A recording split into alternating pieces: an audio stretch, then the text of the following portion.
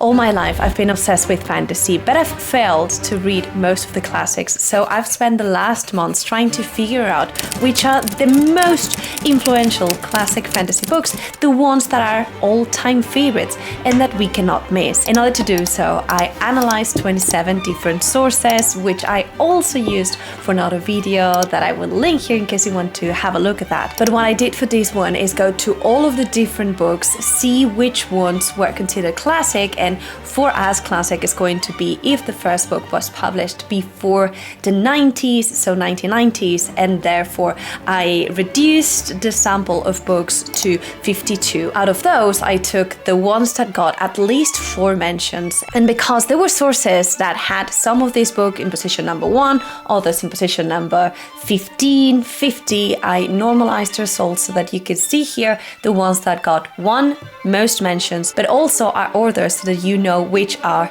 the best. Starting in position number 15 with a story that I did not know a lot about, but it sounds so endearing and I really want to read it. It's a series of 22 different novels and it's set in this medieval-esque world where, yes, we have talking animals. And it is Redwall by Brian Jacques and it was mentioned 4 times. It is a quest in order to retrieve a legendary weapon by a young mouse. And that just sounds so fascinating. Although originally published in '86, the last book of these 22 novels was published in 2011. So it's a story that, although leans into the classic sense of literature, it definitely still has its holds on modern fantasy. In position number 14, we have a story that changes gears completely and brings us into a world that it's full of gray scenes, of morally questionable choices by our main protagonist, and that really revolves around despair, about loss, and about change again.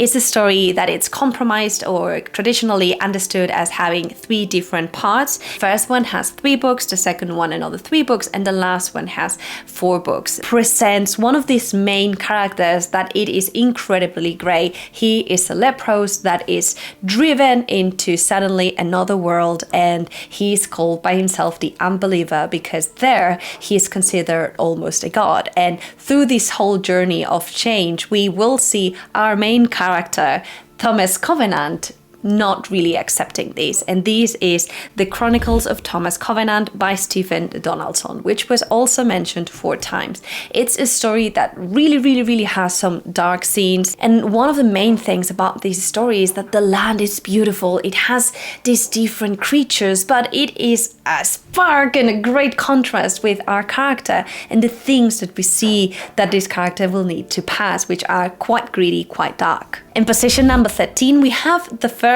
story that got position number 1 in the New York Times bestseller list after The Lord of the Rings, which in itself brought a little bit of controversy because of the resemblance that the first book had with Lord of the Rings in this point. It has been pitched as being very accessible, epic fantasy, and it blends these different creatures with the sense of purpose, of fate, of free will, and it is the Shannara Chronicles by Terry Brooks, which also was mentioned 4 times. This one has been praised so incredibly, and it also has been adapted to a TV series, which I'm not sure it was a huge success, but at the same time it was criticized because in one hand, first book Sword of Shannara was very similar to Lord of the Rings. I read it and I was not really able to see the similarities, although back then I was not as knowledgeable with Lord of the Rings as I am now that I've read at least Hobbit and book 1. But it also got criticized because the structure felt quite repetitive.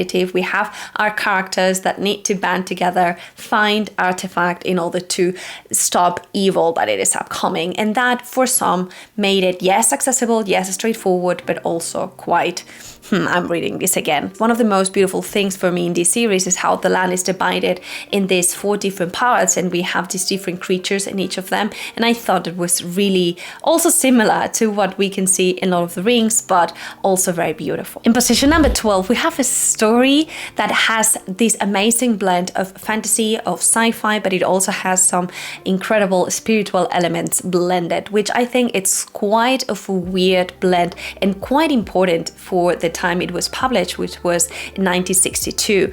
This story also won in 1963 the Newbery Medal, which was granted to the author that contributed the most to American literature for children. And although this story started being more onto the middle grade young adult side, it has transcended that scope and it has had a huge impact. And this is The Time Quartet by Madeleine L'Engle. I'm not sure if I've said that correctly. L'Engle. Well, this story was so unique that some schools actually really challenged or banned this story, mainly because of how these spiritual themes were blended with magic. It has this family importance, how that you have the bond, how you can need to stand up for good. There's also this portal fantasy that interconnects different lands. It was very revolutionary. Position number 11, we have a standalone. Till this point, it's the first one that we will see that blends humor with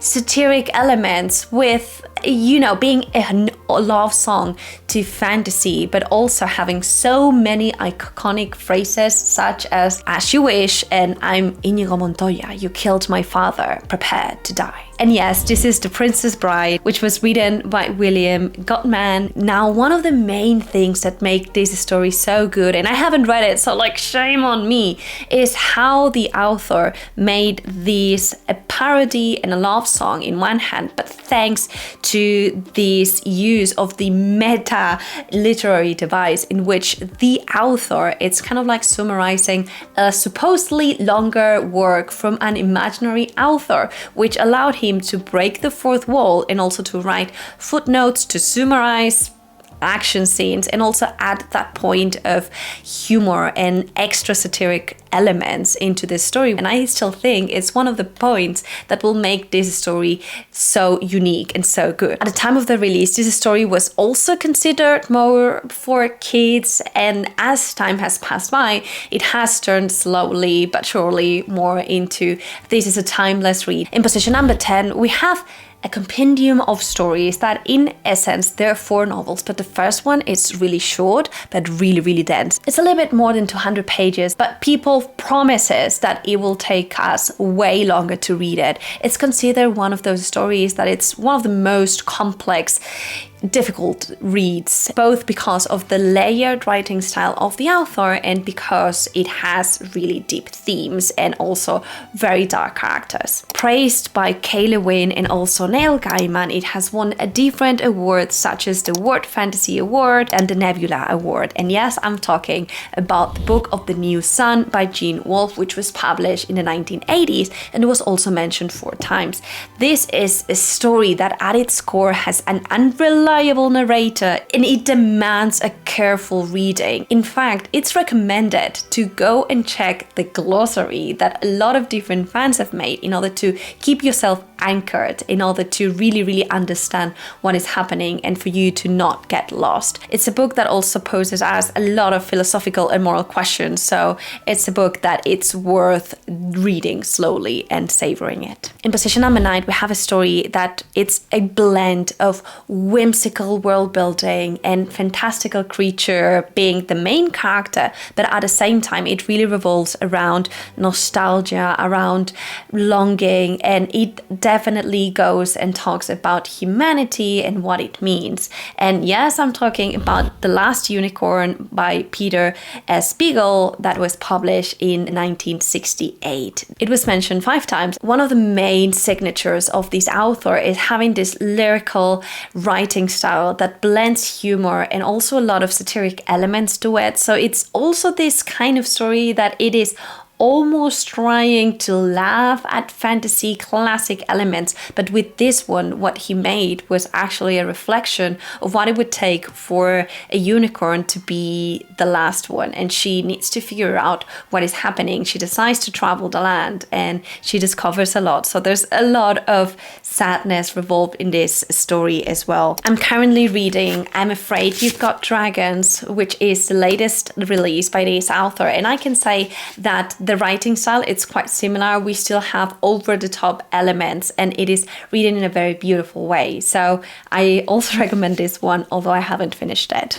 In position number 8, we have a story whose author was a mathematician by profession, and you can see the impact on that on the work because he played with language and the different linguistic structures. He kind of like twisted the sense of wonder and whimsy with identity, and he made a lot of metaphors and similarities between the weakness and disorientation that our main character feels while advancing her adventures and what we might be feeling as we pass emotionally and psychologically through our childhood and then becoming teenagers. And this is Alice's Adventures in Wonderland, which was published in 1965 by Lewis Carroll. It was mentioned 5 times. And one of the great things about this story is that also Lewis was able to criticize really the very strict Victorian social rules that was at the time really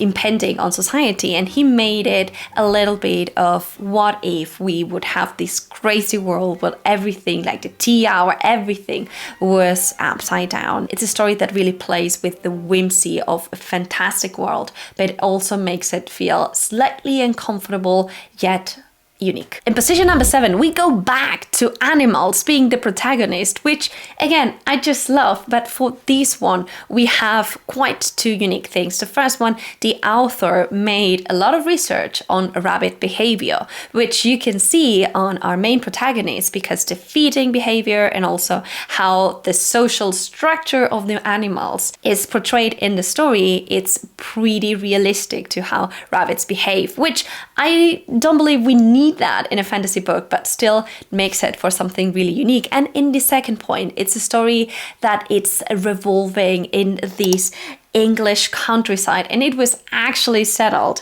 in the landscape of the Hampshire and England. So there are those 2 points that anchor this book to reality while keeping it very whimsical again. And this is Watership Down by Richard Adams, which was mentioned 5 times, and it was published in 1972.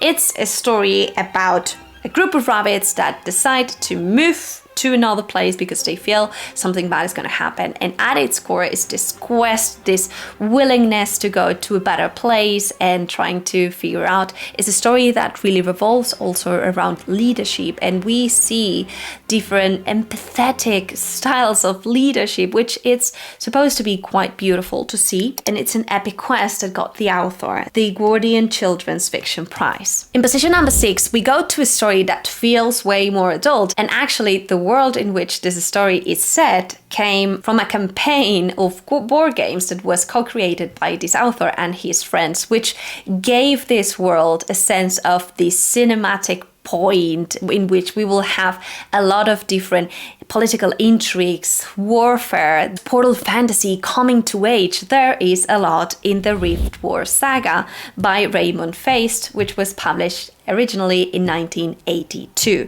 It's an epic fantasy that is set in the world of Midkemia. I think I'm saying that correctly. The original trilogy, it's what we usually consider the Rift War saga, although the author expanded it with different books, which eventually turned out into the Rift War cycle. It's a very accessible classic fantasy with epic elements, and it's considered to be very fast-paced. It has characters that are unforgettable. It has different points of view, which also makes the story move even faster. And it's one of those that really manages to have that perfect blend of fantasy with political intrigue, court dynamics and drama, which I always love. This is a story that I will 100% will be prioritizing soon. Position number 6, we have a story that was originally published as a middle grade story, but after finishing it and crafting the rest of the idea, the author went back and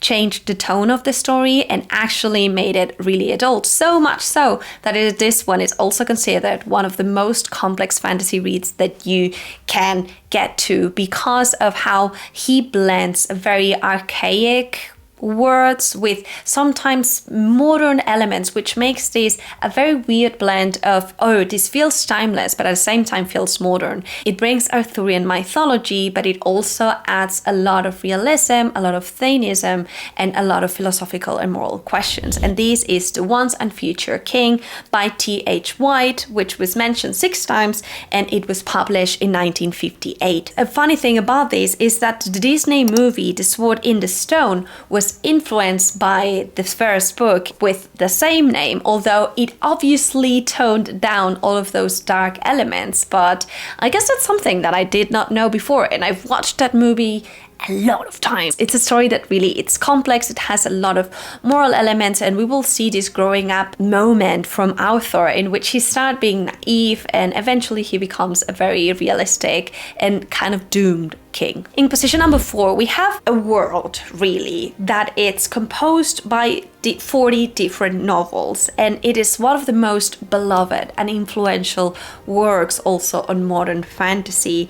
It is so much so that it is unique while blending witty, funny characters which are endearing with really deep and very profound moments. It's that kind of story that in one hand will make you cry out loud because it's just so much fun, but at the same time it will really make you reflect on what you're reading.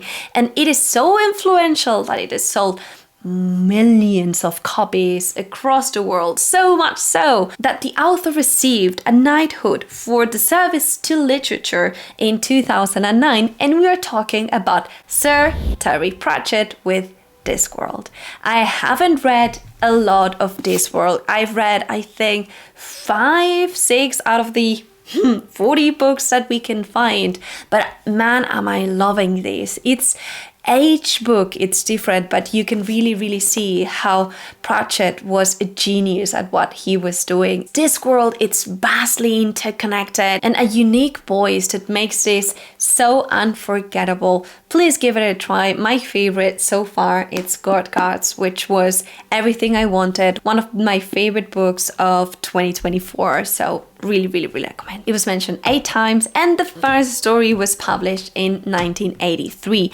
This expanded, and also it can be recent that it is also a modern story, but given how big the impact it has had over modern authors and modern fantasy, I think we're good keeping it in classic fantasy. Getting into the top 3, in position number 3, we get to a story that cemented the idea of school for wizards way before it was a popular trope in fantasy.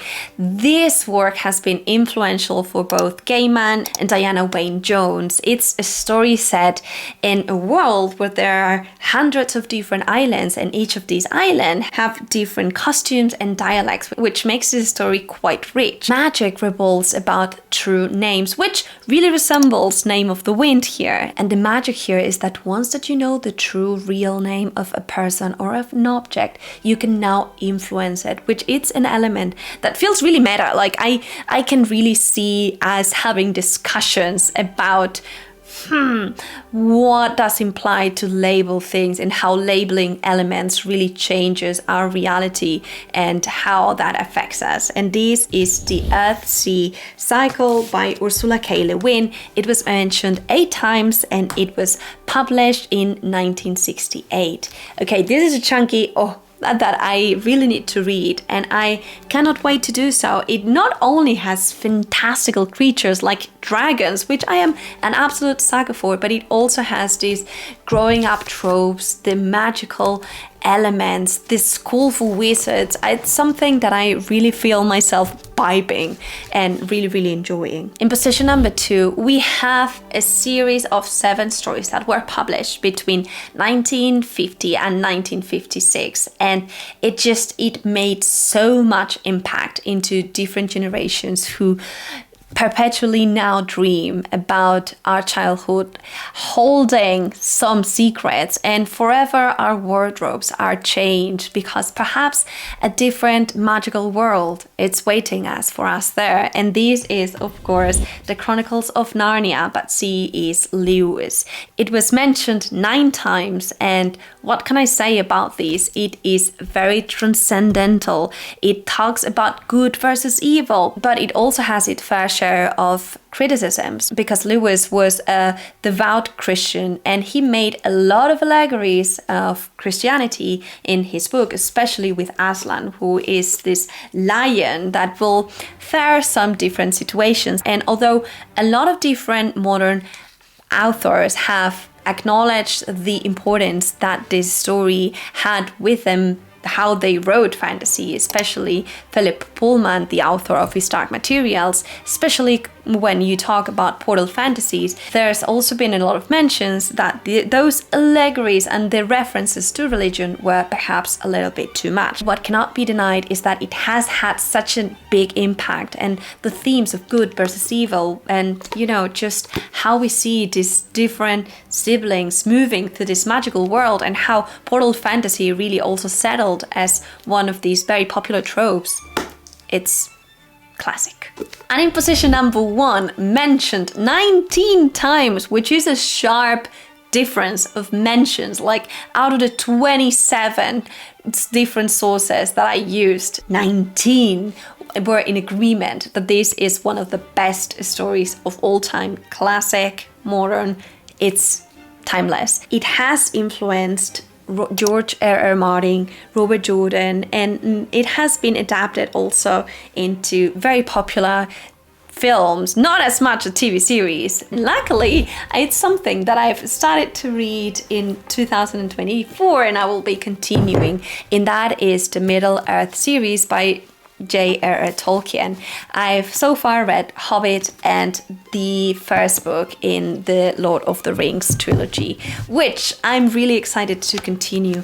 This is a story that not only talks about good versus evil, but it has such beautiful display of a world that it is broken by darkness and it is consumed, and there is so much to take out of Tolkien, how he wove an entire language just for these, and how we are transported into a very different world. Like, it's escapism at its finest, and I cannot recommend it more. Let me know down below which are the classic fantasy books that you believe are the best of all time. We cannot miss, I will also link in the description the full list with all 52 different classic books that were mentioned, in case you want to browse it, figure out something different. And if you want to connect more with me, please consider joining my Patreon. We have a book club, we have reading sprints, and we do have live sessions in which we really talk to each other. So I hope you can join us, and see you next time.